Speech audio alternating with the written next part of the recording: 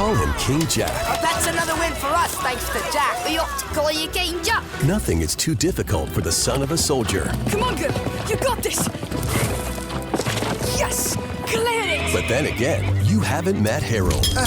These mashed potatoes are as bland as your personality, Jack. Why don't you just leave me alone, Harold? Forced to spend the holiday together, Jack and Harold make a big mistake. Hold her in! You're too wide! Don't take a jump, Harold! Stop! That will cost Jack more than he bargained for.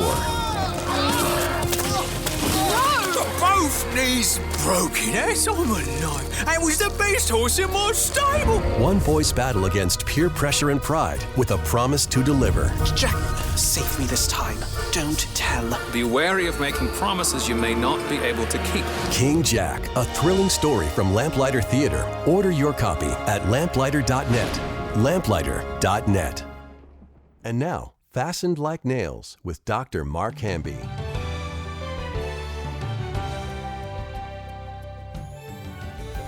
Welcome to Fastened Like Nails. I'm Mark Hamby, and today is going to be rather unique because we're going to study the parables, but we're going to study it from a perspective that is a little bit different than maybe you've ever heard before. And in the studio with me today is Pastor Justin Langley. Nice to have you here.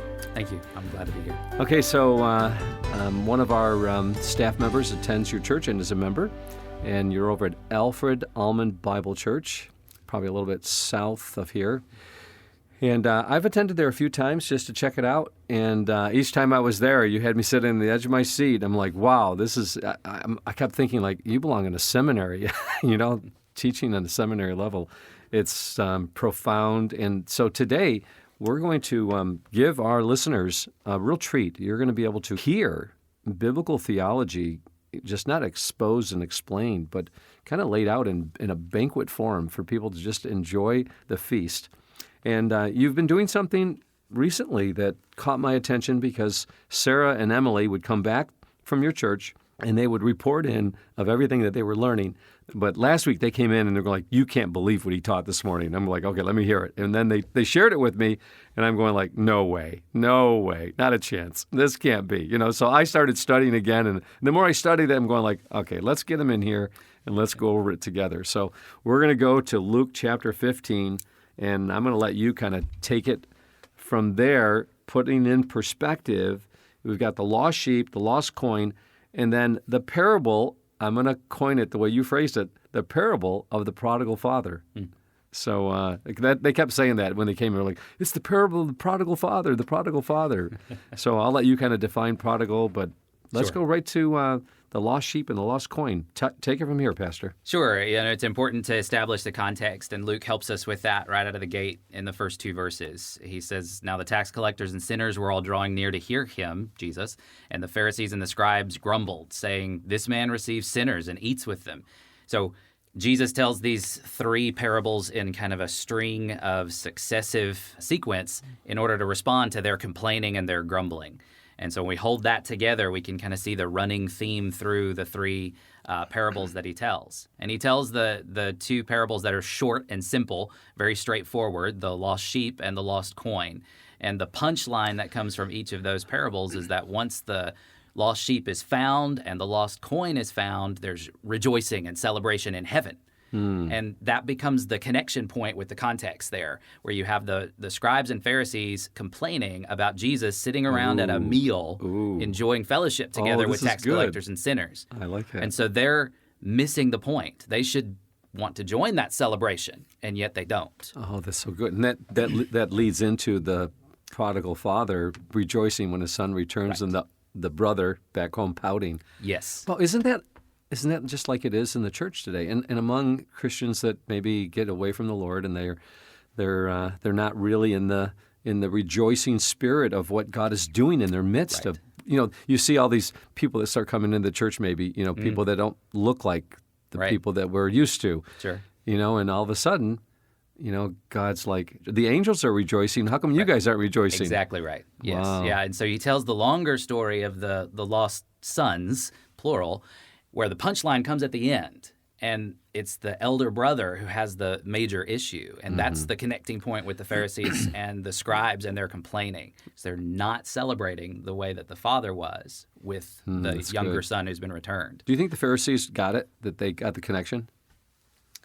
No. Not at this point, at least. Okay. Just because of what comes after the parable, where their response is wanting to justify themselves, and they still are struggling. Well, this with is these really things. cool. This is interesting. We took in a homeless guy, and we just have grown to love him. His dog died, and he just plummeted in every way, emotionally, spiritually, physically, and he went back to his old ways, and it's been really difficult to watch. And, we kind of at first, kind of had to put some boundaries, Sure. There was some drinking involved and stuff, and we put up some pretty heavy boundaries, and he got worse. And then all of a sudden, God just worked in my heart, and it's like, these are the down and outers. You need to keep mercy and compassion, and we reached back out to him, and he's still struggling. But last night he was here for worship service, and you should have seen. It was like it was cleaned up, and it's great to see how our students and staff were able to receive him. So. Sure. Okay, with that said, let's keep going. Sure. The story of the prodigal. The word prodigal originally has a simple meaning of being recklessly extravagant. I think it's taken on the meaning of kind of someone who's wayward and run away from the faith and run into wild living, as it were, because of the story. But the word itself usually has a positive connotation, and it's taken on this negative connotation because we focus on the younger son and his story. The prodigal reckless extravagance could apply to all three main characters in the story, ultimately, where you have the prodigal son. Yes, we know his story. His prodigality is that he squanders his inheritance out in wild living. But the father's response to him when he returns is also a kind of prodigality, where he's recklessly extravagant in his forgiveness to him. And that would have been the shocking point in Jesus' story, where his listeners would have been, oh, no. Are you kidding me? Yeah. How could he do that? How could he let him come back without any kind of fatherly discipline? Like, there's no correction here for his shameful behavior. And that same thing happens with the older brother. The response of the father to the older brother not coming into the party has this prodigality to it, where the father goes out to him at shame to himself, because he's the host of this great celebration for the younger son's return, which that's where we usually connect with the story. We find ourselves in the one who was lost and now been found. And so many of us, that really is our story. But there's this other piece where the other son is just as lost, and yet he never really ran away from home. He was right there close. And the father makes that point to him toward the end of the story, where he tells him, I'm always with you, and everything that I have is yours. And so he's reaching out in this extravagant generosity, where everyone in the audience would have expected some kind of correction for the older brother and for the younger brother when he returns. And he doesn't do that. The father is a fool in the story. He's a foolish father. He's not a good father in the way that he does everything that he does. And yet, that's the kind of foolishness that maybe Paul talks about in 1 Corinthians 1, where he celebrates the foolishness of God being wiser than men. And so I think that might be some of what's on display in the story in a bigger way there. Is this to be actually lived out in our families, in our churches, to where there's no recourse, no discipline, that we open our arms and let people come back? Yes and no, I would say, because I think it's not the story's not being told to give us counsel on parenting, for example. It is to be an illustration of God's grace, which is something that is way outside of our normal human categories. As much as we can compare God to our fatherly wisdom, there's a difference. He goes way beyond, and it breaks our normal categories, so that there is a time for accepting with no consequences, extending grace. But there's also a time for corrective discipline. And this story just doesn't feature that. And I think Jesus leaves that part to the side and emphasizes the welcome and the celebration and the rejoicing to accent God's grace, to highlight that and zoom in on that. Yes, there's a place for discipline and correction, but that's not what this story is about. This is really about the heart of God, his love, his forgiveness, his acceptance. Yeah, because when we come to him just as we are. Right. And he receives us lavishly, reckless. I love that song. Sure. Reckless Love. Reckless Love of God. Yes. Yes, we sang it that Sunday. Did you really? Yeah, it was actually the first time our church had sung it, I think. We had someone here, it was the theme song for one of the guilds several years ago, and someone pushed back and said, I think that is theologically incorrect. I'm going like, no, I don't think so. I think God's love and forgiveness is reckless, Sure. Yeah, it's a song, right? There's poetic elements to that, and I don't have an issue with that, to be sure. I think it fits this story really well. It does. But the elder brother, like I don't want to call it a rule. A lot of folks would say the rule or law of in stress, where stories like this have a tendency to move towards a climax at the end. I think there are exceptions to that. But in this story, I think that's right. Jesus is driving us toward the end of the story because, again, he's got the Pharisees in his crosshairs. And the Pharisees line up with the elder brother, and they need to see that connection. He's showing them what they're like. And, again, I don't think they got it. But in that, one of the interesting insights that came out from this study is thinking about the father's prodigality and the way that he goes out to the younger son. When the younger son returns and he is embraced, Jesus words his response in a very specific way in verse 20. Jesus says, and he arose and came to his father. This is the younger son, the prodigal who's been away. Now he's come back. He arose and came to his father, but while he was still a long way off, his father saw him and felt compassion and ran and embraced him and kissed him. Now that specific phrase, why does Jesus tell the story and describe the father acting just that way? Ran, embraced him, which is literally he fell on his neck and kissed him. Well, there's one story in the Old Testament that has that exact phraseology. I got the goosebumps. And I can't help but think that Jesus is drawing on that story, and it's the story of Esau and Jacob. Yeah. And so Jacob's return to Esau after so many years, and Esau being the elder brother in that family. And Esau runs to Jacob after all these years of wanting to kill him. Yeah. And Jacob did him wrong in so many ways. He deserved it. And Esau runs to him, falls on his neck, and kisses him. And they weep together. I think Jesus might be pulling on that thread to his Jewish listeners out there who know their Bible really, really well, these Pharisees, and recognizing that the response of the father here is really the response the elder brother should have had. Whoa. And so the father in the story is filling the role of the elder brother. He's taking responsibility for what the older brother should have done for the younger brother. And when you see that, you can connect the dots there, where it's really the elder brother's role to take responsibility to be his brother's keeper, to go back to Genesis there. And so when the end of the story happens and you get this corrective where the older brother is chastised because he won't come in and celebrate, you can see the Pharisees in that, but you can also see how the story is not over with this. The one who actually makes all of this a reality outside of the story is Jesus, who becomes our elder brother. We see his welcome, the father's welcome of the younger son coming back home, and we say, well, that's Jesus welcoming us in. Yeah, it's Jesus welcoming the tax collectors and sinners around the table. Yeah. But that he goes out to the elder brother who refuses to come in, goes out to the Pharisees to reach out to them, extend compassion to them at cost to himself. I did my thesis on Jacob and Esau, but I never saw that connection of him being the elder brother and weeping on his neck. That's our responsibility in the family and in the church, isn't it? Mm-hmm. Yes. Wow. Yeah. And how many times do people look at others like, they've fallen away and they want to come back, but they don't have that reception. Right. And so therefore they feel, put out, distant. Right. Wow. So if we really got it together and we really understood how much we've been forgiven and fulfilled out, now that's our role, right? That's our role as Christians, to go out and run to others, weeping, welcoming them back. Yes.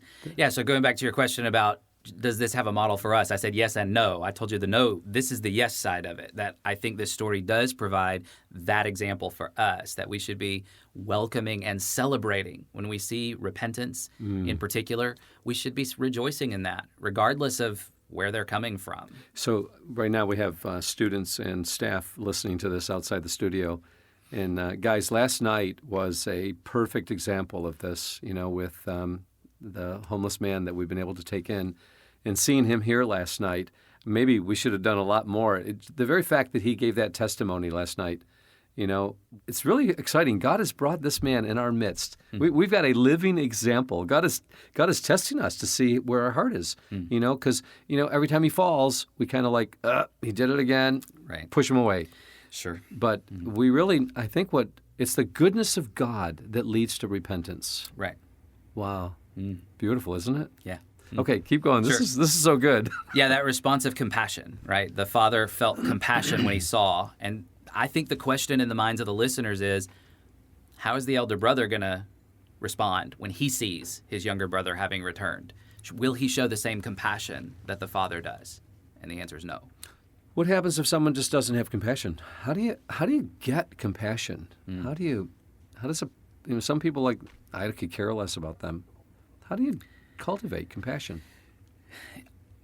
Empathy, being able to enter into someone's suffering is kind of a starting point. To be willing to step into someone's mess and say, I'm willing to walk with you in the midst of your brokenness, to make that choice to say that I see you and how much you're hurting, and letting yourself be impacted by that. It's easy to say, well, I see how much you're hurting, but I can keep my distance from that. And I think sometimes that's the easier response. We can say, I don't want to be impacted by that. I don't want to carry that burden. But the choice in that moment, when you see it, to respond with, I want to move towards you and not away from you. I want to enter into that. That's actually that comes up in the parable of the Good Samaritan. Oh, okay. Preaching that this Sunday. Okay. So when the priest and the Levite pass by on the other side. Oh, yeah. And yet the Samaritan moves toward the man in the ditch and gets down with him and touches him and comes down where he is. I think that's the first step. When you feel that sense of compassion, you see someone, and then what rises up within you? Is it compassion, or as the elder brother in this story, is it anger? Because that's what's going to happen when he hears the younger brother is returned. Instead of responding with compassion, he responds with anger.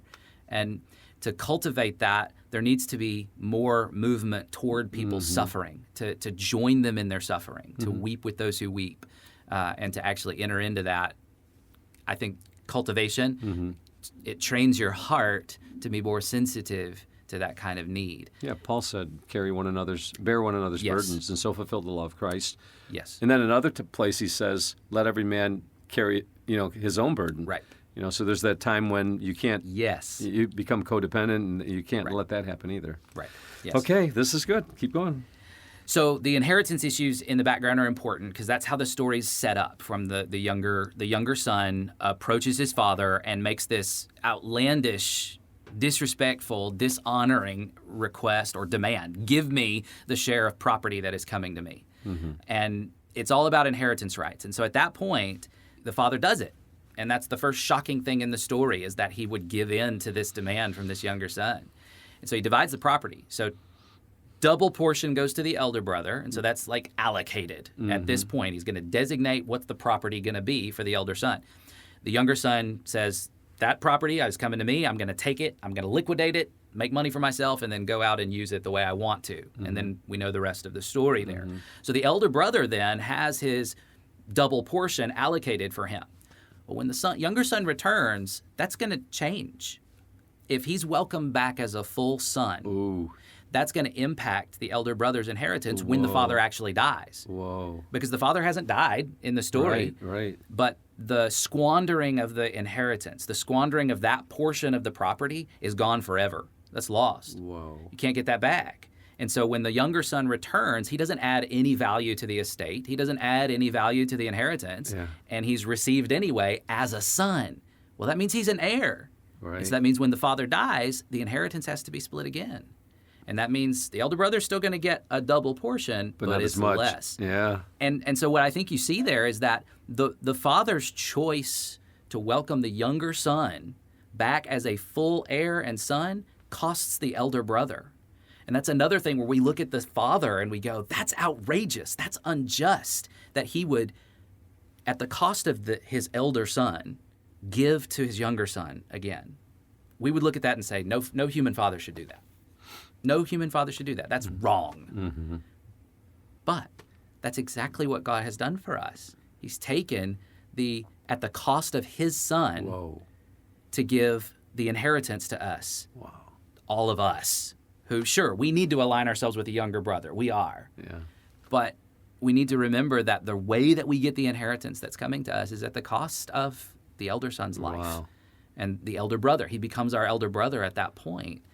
And so I think Jesus is hinting at least toward that reality where Jesus is the son of God who's telling this story about two sons.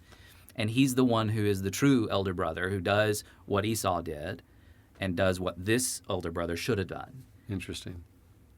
You know, it's interesting, too. You know, when I was studying Jacob and Esau, when they have that moment where he weeps on his neck and they're reconciled, which is really interesting because 400 men were coming. You know, the report is Esau's coming to meet you too, and 400 men are with him. You know, which Jacob, and then he was greatly afraid and distressed, right? Right. You know, and he divides his family, you know, and puts one on one side, one on the other, you know, and all of a sudden, when they finally meet, he goes and bows himself down on the ground 7 times with a dislocated hip. So this is extraordinarily painful, you know, and so. And when he does that, he's showing humility, right? You know, but when they finally meet, and Esau picks him up and he embraces him, kisses him, weeps upon his neck, Esau says, "My brother, what is all this stuff that you've sent ahead?" And he says, "I don't need all of this stuff." Jacob says to him, "It's yours." He's giving back what he originally stole, you know. So in a sense, when we give our lives to God, he paid the greatest price through his son, but we give our lives now back to him. And so Jacob gave back to Esau what was not rightfully his. And it's interesting. Esau says, "I have enough." You know what Jacob says? In English, it says, Jacob says, "I have enough." But in Hebrew, Jacob says, "You can have all this stuff because I have it all." And he says, "Because God has blessed me." And so when we have the blessing of God, we don't need to hold on to the other stuff. Right. So we're at the end of the story at this point. There's this party going on inside, and the elder brother sees this and is shocked by it. There's some humor in the story at several points, but one of the pieces is that you have the servant who comes to tell the elder brother about what's going on. And in verse 27, the servant says, "Your brother has come, and your father has killed the fattened calf because he's received him back safe and sound." Well, at that point, the elder brother is rejecting both of those associations. He's not claiming this young man as his brother, and he's not claiming the father as his father either. Because when he comes and they have their conversation, when the father comes out to gently entreat him, his response to him is in complete disrespect. "Look," is how he starts in verse 29. See it. Yes. "Look," as in, "Look, you old fool." I mean, he's being very disrespectful here. Wow, I never saw that before. This is crazy. And it gets worse as he continues. He says, "These many years I have served you." The NIV says, "I've been slaving for you." And I think he means it that way. He's considered his sonship as slavery. And that's all incredibly disrespectful. And then, of course, he says, isn't that so true with people in ministry today? But you know, we forget that we're serving the King of Kings and Lord of Lords, and that we have the privilege of serving Him, right? Rather than looking at it like, "I can't believe I got to do this." Yes. And then he says, "I never disobeyed your command." And that's where we see the Pharisee that we know so well from the Gospels. "I never disobeyed your command." And so he's claiming this obedience to his father that implies he deserves. He deserves. Entitled. What he's experiencing here, he doesn't deserve. And then you've got a never always contrast that comes up next. He accuses the father, "You never gave me a young goat that I might celebrate with my friends." And then the father's going to respond to that never with an always in verse 31. "Son, child, you are always with me, and all that is mine is yours." And I love the way that the father responds to that comment. He doesn't let it just go. He meets him there and says, "That's not true." And you get the sense that with that kind of a comment, "You never gave me a young goat." I wonder, did he think of the father as such a stingy miser that he wouldn't even ask for such a thing because he said, "Nah, he would never give me that." And that that resonates with us. We Yeah. often think of God that way. We would never ask him for big things because we don't really believe he's going to give them to us. You know, I was just reading Timothy or Thessalonians, where God has given us everything to richly enjoy. Mm-hmm. You know? Yeah, right. He doesn't want to withhold. He's not stingy. Right. You know, but he can't give it to us to consume it upon our lusts either. Right. Mm-hmm. You know, so if we're doing things for God, for the kingdom, and to benefit other people and not ourselves, I think God says, ask what you will and I'll give it unto you. He does say that, yes. Yeah. Exactly that. Oh, dear. So the point here is that there's this celebration going on because the Son is returned. There's been repentance. And again, you've got to remember that in the background is this table where Jesus is sitting around with tax collectors and sinners who have repented. They're joining Jesus. They're fellowshipping with him. He's inviting them into his life. And the Pharisees need to join that table too. They need to come on in. And that's where he leaves the parable open-ended at the end. The announcement of the celebration, it was fitting. It was necessary to celebrate and be glad for this, your brother. Again, the father reminds him, your brother was dead and is alive. He was lost and is found. And how did the Pharisees take that? Did they say, oh, yes, you're right, Jesus. We should be celebrating and rejoicing, and we should join the tax collectors and sinners at the table? Probably not. No. Most of them, at least, generally didn't do that. And so he leaves them hanging with that mic drop of a point, as it were. That's cool. To press on. And you can hear there his love for the Pharisees. And so often Jesus is hard on the Pharisees. But in this story, he's gentle with them. He's showing that he loves them too. And they need to align themselves and admit their sin. They need to recognize that they're just as sinful as the tax collectors and sinners. And they only hope that they have is that they would identify themselves with them, just like Jesus has. Jesus has identified himself with the tax collectors and sinners. And so the Pharisees need to join that celebration and see that they're just as bad. There's probably only a couple, Nicodemus, Joseph of Arimathea, there's probably only a couple of them that were really like leaning toward, hey, this is probably true what he's saying here. Right, at this point, yeah. Yeah, because in the book in John, in the book of John, I think it's where Jesus is rebuking them and says, that everyone's pressing into the kingdom. They're forcing their way in, but the Pharisees were keeping people out. Right. That's what's going on here. They see this celebration, eating with sinners and tax collectors. They're pressing in, they're pressing in on the dinner with Jesus, but the Pharisees are on the outside, and they're keeping people out. Jesus is saying, like, everyone's wanting to join because they see how great forgiveness I can give. Yeah. Wow. The term prodigal, just to round everything out, can apply to the elder brother too. His prodigality is in his obedience, in his perceived obedience. He claims to have never disobeyed. He claims to have been this faithful son all along the way. So he's been recklessly extravagant in his obedience. He's probably obeyed he probably has been very scrupulous with his obedience to his father's commands. He's a legalist. He's a legalist. He thinks that's a good thing. Yeah. But Jesus is exposing that here for them. And that's a loving thing to do.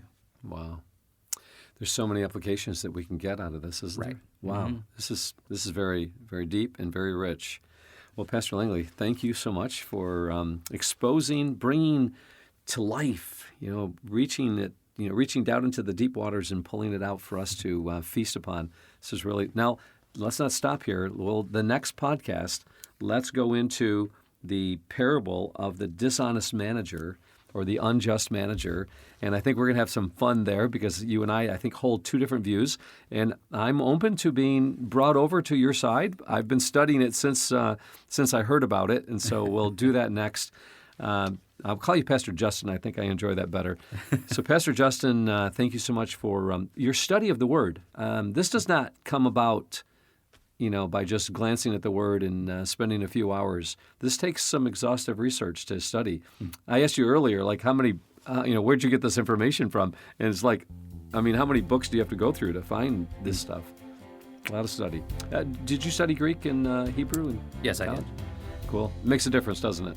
It does. Yeah, good. Good for you. Thank you so much. Thank you. So, ladies and gentlemen, this is another Fastened Like Nails, and a rich day we've had together as we study God's Word, and may His Word be fastened like nails. God bless. You've been listening to Fastened Like Nails, a presentation of Lamplighter Ministries. Our mission is to make ready a people prepared for the Lord by building Christ-like character, one story at a time. To learn more about our family collection of rare books, dramatic audios, or guild programs, visit lamplighter.net. To hear more podcasts, search for Fastened Like Nails wherever you listen to podcasts.